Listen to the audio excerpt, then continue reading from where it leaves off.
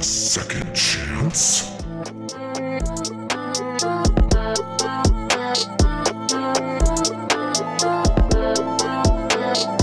Good day, Myrtle Hellflames. It is Shirley-May back to surprise y'all again. And it's Alexa's sociopathic cousin, Valak, here for updates for Hell! Welcome back to the podcast, bringing news from Hell to you, Myrtle Hellflames. Hey, Valak, what's our motto again? With liberty and peace and justice for... Oh, wait, hold on, that's the wrong one, hold on. The more you know before you go! Ready to workshop it a bit. You ask the questions, we give the answers, and some entertaining events along the way. Most of the time, right, Jeremy? Right, Jeremy? Yeah, most of the time, and most of the time you actually pay me so I can surprise you by bringing donuts. I should save my money better. I meant donuts down here are only a couple Stygians. Remember, Hellflames, we learned about Stygians on not week, but I think it was the week before's episode. It's been a little while. I'm sorry about that. Well, I'm not sorry because it means we've had more time to think about who we're going to interview today. And folks, let me tell you, you are in for a real treat because guess what? We're talking about another, drumroll please, hostel in hell run by the envious, the luxurious, and the bastardly feathered whole Shutoku Toba, assistant CEO of Envy in today's episode, Feathered with Envy. Remember, we met Shutoku, Mr. Toba, Assistant CEO Toba. God damn, that is a lot of titles. We met him back in the episode for our Infernum University, so we are excited for him to come back to... I'm not excited, but sure, I guess some of us are excited. Which one of you is actually excited about interviewing this Jackwad again? Well, I, for one, am extremely excited because Mr. Toba is a real stand-up guy. Let me tell you, Hellflames, he gives jobs to us techno-devils, which to me is always a great thing, unless he's giving a job to that, I can't say it out loud, but her name's Nyx. And let me tell you something, Hellflames, I want her to starve and be homeless. Oh boy, we already starting the episode off talking about Nyx. Oh, we're supposed to be talking about Mr. Toba. Jeremy, where the hell is Mr. Toba? He was supposed to be here at least 10 minutes ago. We told him to be... That man never listens to... Is my mic still on? I swear to the... Well, I sent out the invite and the email got confirmed. Oh my god, I wish I had someone I could shout out over here. Wait, hold on, let me check my phone. Jeremy, we are live on National Hellwaves, and I swear to Mephisto, to the All-Mother, to the judge, even to the janitor on the first floor, if you did not invite him and we are stuck here looking like a babble of blubbering baboons, I will! Mr. Toba has arrived. About damn time. Hello, Mr. Toba. Welcome back to Updates for Hell. We've been live for a minute or two now. Dodged by the skin of your teeth yet again, Jeremy. Yes, welcome, Mr. Toba. Please, have a seat. But no, not at my desk. You sit in front of me. We already have refreshments arranged for you. I don't want to have to rearrange them for the 17th time, thinking that maybe it'd be rude if I did it that way. So can you please just sit your butt down? Really? I mean, you expect me to sit down and you say you offer refreshments? The hell is this? This is a bag of Cheez-Its, not even the name brand, and this is really generic Dr. Pepper? Really? I personally like Dr. Hellsta, okay? I think it tastes delicious. So could you stop complaining for 5 seconds? We are on National Hellwaves right now. And the mortals are listening to us too today. Look, we understand that you're used to your name brand cereal packets and your name brand frozen chicken nuggets, but listen, we are on a strict budget, and it is no one's fault but mine that we spend it on dumb stuff like that llama farm. I personally like that. What, you spent funds from... Mr. Toba, how about we just get along with the questions for right now while my barely contained rage keeps inside of my body before I unleash it into a full hell-based form onto my co-worker right here. Yeah, look, as entertaining as it sounds to watch you beat the ever-loving out of Valak there, I do have a busy schedule today for one, so not that I don't have a busy schedule most of the time, just get to your questions, okay? Okay, Hellflames, we're starting off with some very easy questions. So, Mr. Toba, how long have you run your Hostel of Envy? Well, let me think back here. That's a long age to cover. Well, I've been in charge since way before the Warring States period. So, I saw Nobunaga, I saw Hideyoshi, I saw the Edo period that everyone acts like is the best period ever. Not enough blood, in my opinion. So it's been a good, 900 years or so, give or take a century or two. Wow, that's a long time. Are you the oldest who's run it, or is that somebody else? I don't even remember the last owner. It's kind of like a Rosaria story. I'm kind of the one that brought this hostel up to modern standards, actually made it turn a profit, actually turned it into a place where Mephisto didn't worry about the Hellflames going to, because before me, the hostel didn't really have a direction. It was literally just a place where they just beat the crap out of you. That's one good thing about hostels nowadays. We try to theme our punishments and make them ironic based on the sin. Interesting, Mr. Toba, interesting. So, who do you employ at your hostel for all these different types of things? Mostly, okay, so here's the thing. I am an envy devil, obviously. But the thing is that I'm also a yokai. In Japan, there are these little demon things called yokai, and they're devils, of course, but they call them yokai. So I employ a lot of ones that you'd think of, like kappas and Oni and all that stuff, which I won't even get into it. But recently, I've been hiring a lot of techno devils because they are good at crunching numbers and setting budgets. My right hand's actually a techno devil. Oh yes, Nathaniel, my good friend from kindergarten and from college. God, I love giving him helping him with his math homework. I would never bully anyone, Hellflames. How dare you? Valak, nobody was talking about bullying. Well, that sounds like a pretty good combination there, sir. Just kind of getting everything you need, getting all your yokai devils and your techno devils, Lord knows why. So, what's the color? Is it really a dark green inside that hostel, or is it something different? Well, the main color theme is green because, the old adage, green with envy. Dated references.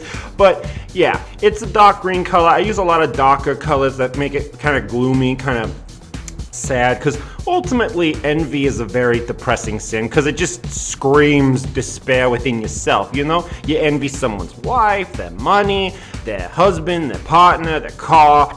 Hell, you can even envy something stupid like their looks. Well, I guess I can understand that one. Not everyone can be as good looking as I am.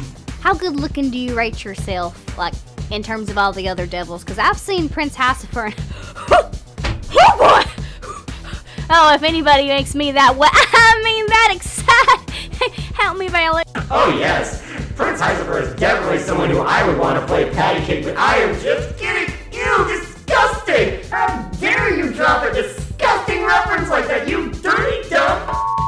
Oh, so Mr. Toba, how good looking do you rate yourself? Because I think you're pretty solid, 8.5, maybe a 9, somewhere around there. Oh, you, Shirley-May. I am a firm golden standard. I am a 10 out of 10. Actually, you know what? No, I'm an 11 out of 10, especially when I'm wearing one of my nicer outfits. This is just what I use when I want to go out and I just need to throw something on. Okay, whatever. Well, you obviously have a big, prideful thing going on with you, too. So, what is envy and why is it so bad? You kind of talked about it earlier, but what exactly is it? The crippling realization that your life is absolutely horrific and literally the homeless man down the street from you has a better thing going for him than you do? Well, actually, yeah, that actually is that's a pretty descriptive way of, describing envy. God damn it. Anyways, no, envy is, like I said, you're envious of other people. But see, here's the thing. It's normal and natural to look at someone and be like, wow, you got a really nice car. I wish I had a car like that.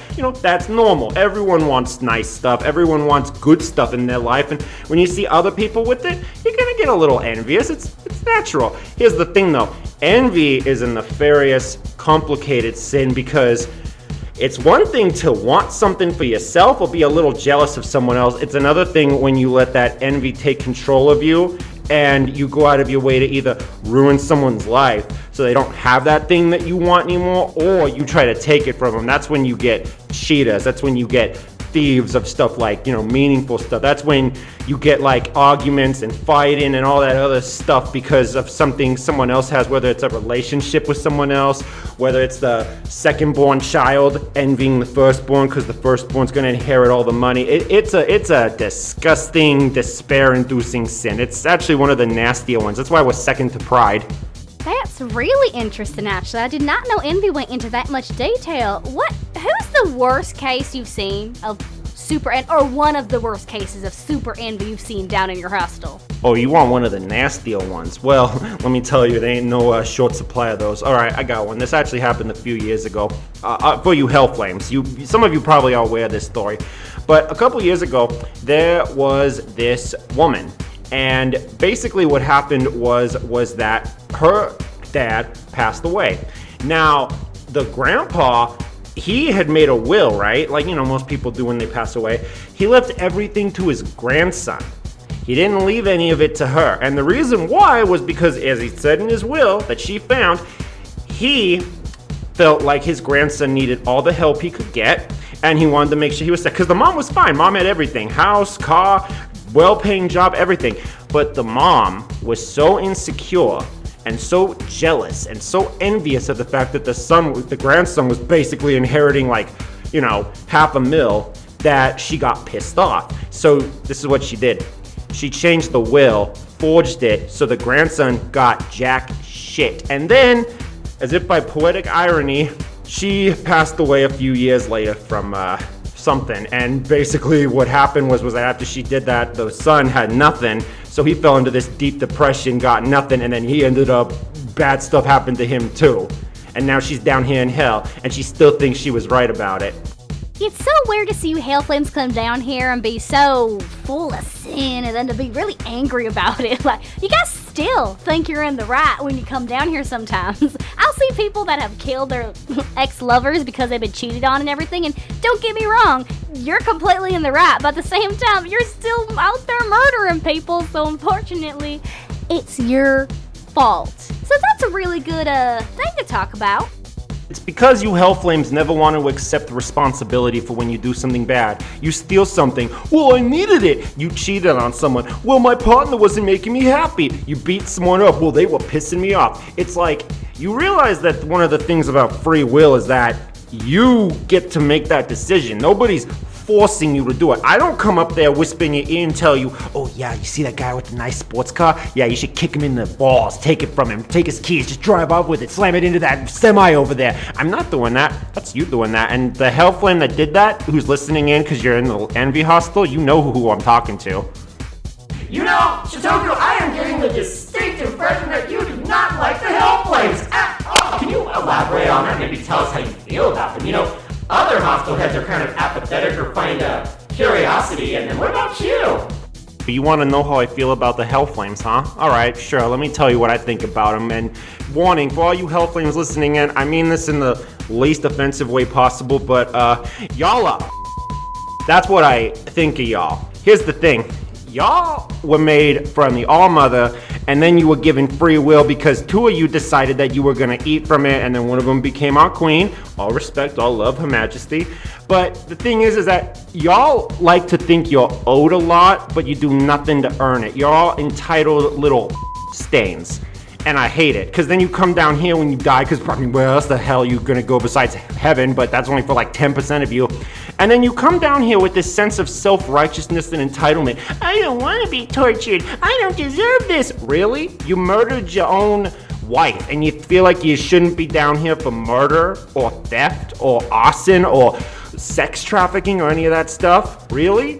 You know what? No, you do deserve to be down here, and I personally can't wait to meet half of you.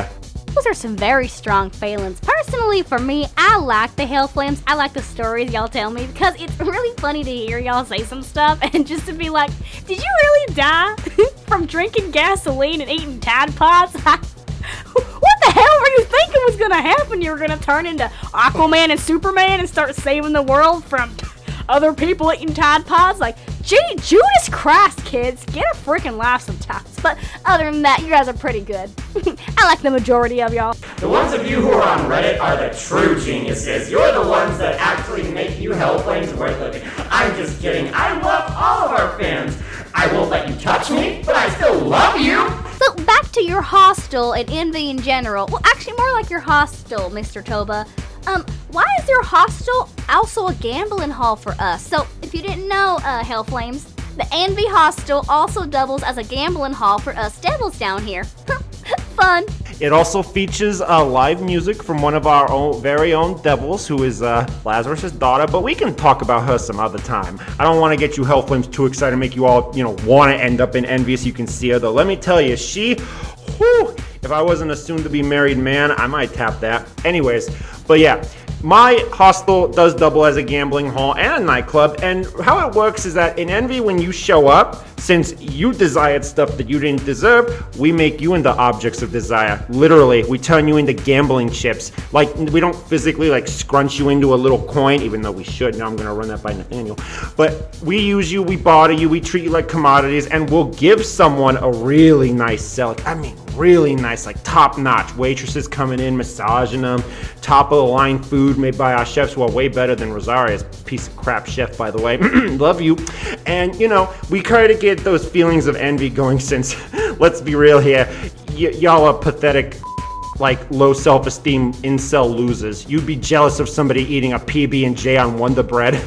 I like Wonder Bread. Sometimes when it's on sale, I buy it. You would, Shirley-May. You're lucky we're on national airwaves or I would beat the ever-loving crap out of So, Mr. Toba, do you have any family? Because you were speaking about Daisy, right? Daisy's the one who sings in his gambling hall. She's not your daughter, though, right? She's not a daughter, but she's like a daughter to me. I'm actually best friends with her dad, Lazarus, who's the owner of the Wrath Hostel, which, let me tell you something. You try to serve him crap like this, non-off-brand Cheez-Its, you will have a melted studio. But as for family, let me think here. I had a wife who I'm not going to talk about, and if you ask about it, I will slice you apart with scathing wind. I have an oldest son named Akaza who... Hold on, let me pull out my little flashcard here. He is my pride and joy. I love my son Akaza. He is a boon and a blessed child in my family. I also have my daughter Chiome who... No, honey, I told you can come down from the ceiling. Come down here, sweetie.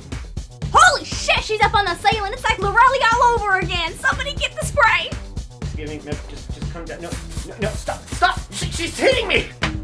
Jeremy, duck to your left. To your left, Jeremy. No, Jeremy, to your right. To your right. No, I swear I'm trying to help you. I am not trying to make you go into the path of her fists and feet. Chiome, enough. Come down here next to Daddy and say hello to the nice people.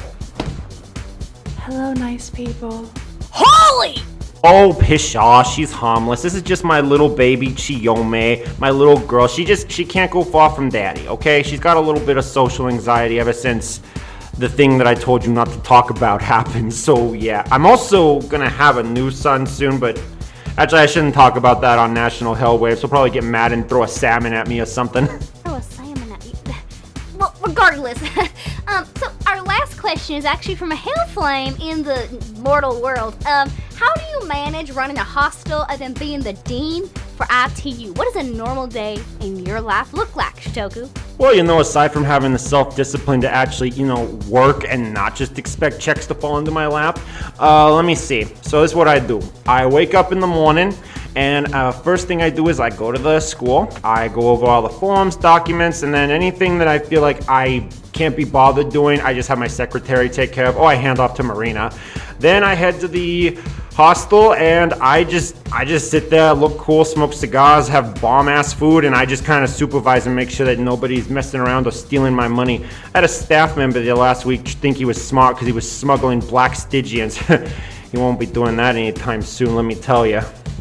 Well, I'm slightly more afraid of you than I was last time, but it looks like we might actually be out of time. So, thank you so much for showing up today, Mr. Shutoku Toba, and I hope the rest of your day goes awesome. And, I really don't like you, but I have to be nice to you because we're on National Hellwaves, so thank you. Oh, trust me, the feeling of Valak, what happened? Yes, please, thank you so much for coming in, Mr. Toba. It has been an absolute displeasure to have you sitting across from me. Your cologne has been awful, and my mask can't filter all out. Oh, wait a minute, where's my script? Jeremy? I think Jeremy Jeremy just threw away the script because we're so close to being done. So, Hellflames, thank you so much for tuning into this little bit of a late episode. We got a lot more in tune, a lot more coming for you, and stay tuned for another special episode coming, I don't know, sometime. It's gonna be featuring Valak's best friend. My best friend. You're not funny. Not really best friend, more like rival, but we are ready to expand our knowledge about you fleshy mushpots, so ask questions on our Twitter at Updates for Hell, and, you know, do the other stuff. What should they do, Valak? I'm going to bury you alive in a shallow grave. Follow, sub, and share the podcast for some more discussions with even more Hellflames, because God forbid you put a cap on your population size. Give us your suggestions and we shall give you advice, because it's the more you know. Before you go, you can just lead through the door, Mr. Toba. We could literally care less about you getting hit on the way out. Charming, real charming. A bunch of class acts. Shiomi, you make sure that you drop off the package by the front door. All right, good night, everybody. Good night, you disgusting Hellflames. I'm sure I'll be seeing a lot of you come tonight. Oh, good night, everybody. Have a wonderful, wonderful, whatever the hell day it is over there. It's Hell Day here. And remember, kids, don't eat the soap in the bathroom. Or do. We're not your freaking parents.